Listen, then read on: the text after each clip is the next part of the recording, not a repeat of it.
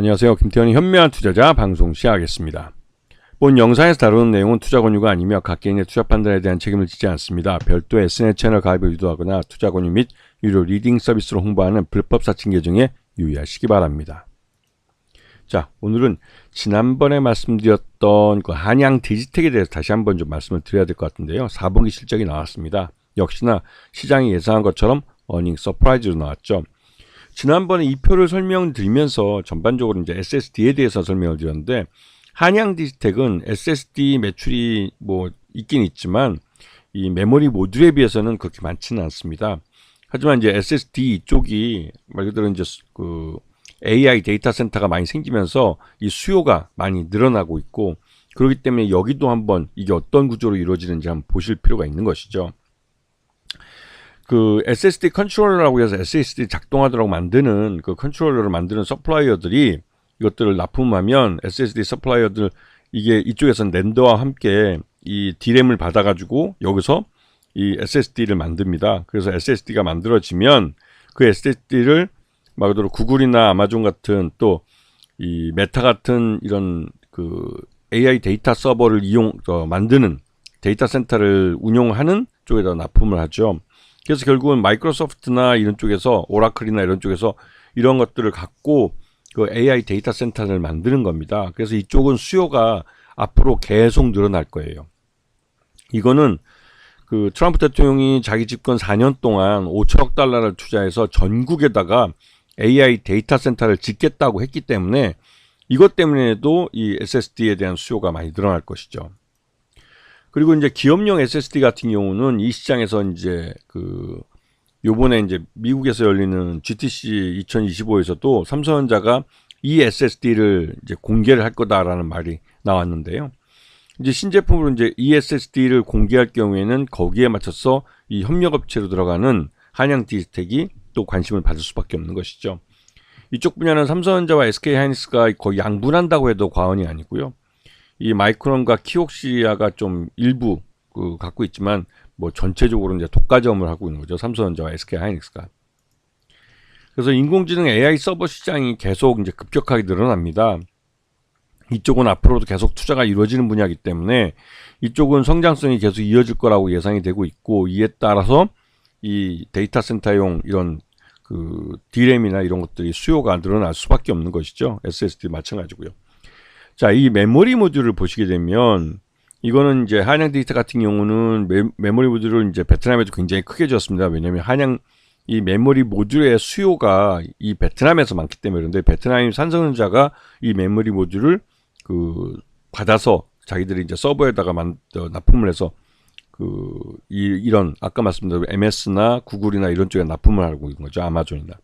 그래서 그 메모리 모듈을 만드는 능력이 굉장히 중요합니다. 근데 보면 한양 디지텍 B나 베트남 공장입니다. 베트남 공장의 메모리 모듈과 SSD의 생산 능력을 보게 되면 이 메모리 모듈이 월등히 높죠. 이건 뭐 수량으로 따지면 뭐 일 생산량이 24만 개나 되니까 엄청난 겁니다. SSD는 한 4만 4천 개쯤 되는 거고요.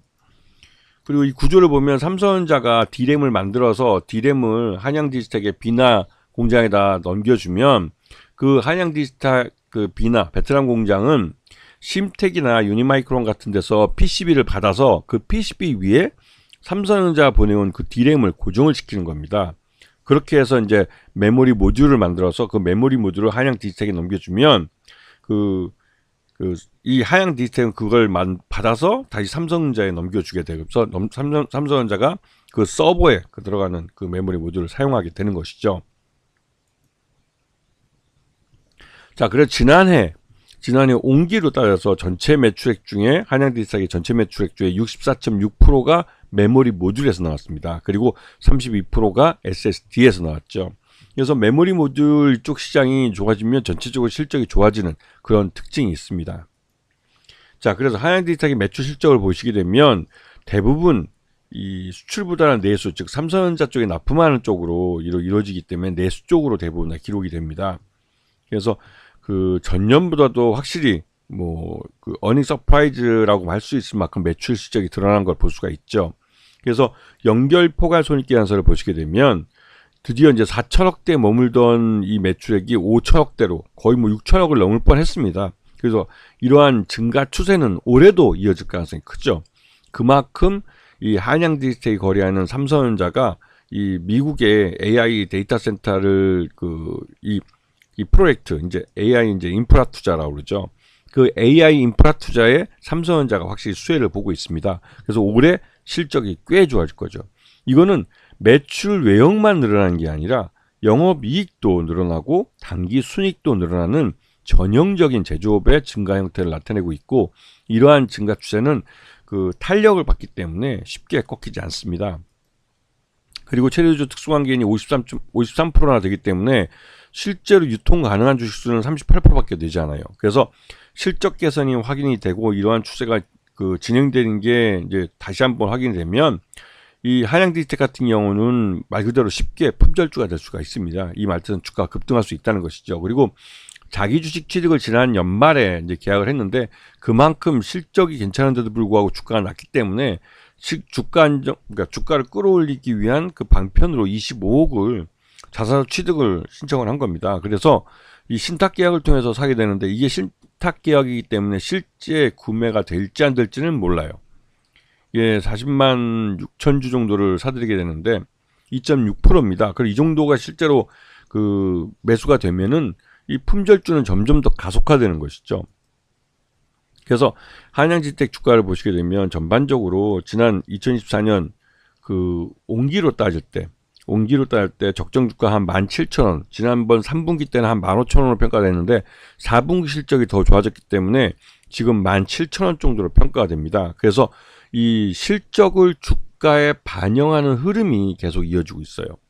그리고 이게 완만하게 나타난다 할지라도 이 가는 방향은 우상향하는 차트입니다. 이거는 이 한양 디지텍의 주 고객사가 삼성전자라는 의미에서 삼성전자의 그 정책도 쉽게 변하지 않고 한번 결정하면 꾸준히 그쪽으로 갑니다. 그렇기 때문에 그 삼성전자의 공급망에 들어있는 한양 디지텍의 실적도 같은 방향을 향해 가는 것이죠. 최근 들어서 삼성전자 주가가 다시 6만 원을 넘어서고 하는 것은 삼성전자가 엔비디아의 공급망에 들어갔다는 것도 의미가 있고 HBM뿐만 아니라 다른 반도체들도 엔비디아 공급망에 들어가면서 생산량이 늘어나게 되고 그에 따라서 납품량이 늘어나면 그에 대한 수요도 함께 다시 또 만족시켜주면서 늘어나는 그런 구조, 선순환 구조에 들어갔다는 것이죠. 삼성전자가 선순환 구조에 들어가면 한양디지텍도 당연히 선순환 구조에 들어갑니다. 그렇기 때문에 한양디지텍의 지난해 4분기 실적 기준으로 17,000원 정도 적정 주가라면 올해 1분기가 그 크게 뭐 재고 조정 때문에 줄지 않는다면 한양디지텍 같은 경우는 추가적으로 여기서 점프업을 할 가능성이 크고 올해 1년 동안은 한양디지텍이 꾸준히 우상향하는 차트를 계속 이어갈 가능성이 큽니다. 그렇기 때문에 반도체주들은 삼성전자의 부활과 함께 가는 것이라고 볼 수가 있죠. 이런 면에서 관심을 갖고 계속 지켜보셔야 되는 겁니다. 아시겠죠? 감사합니다.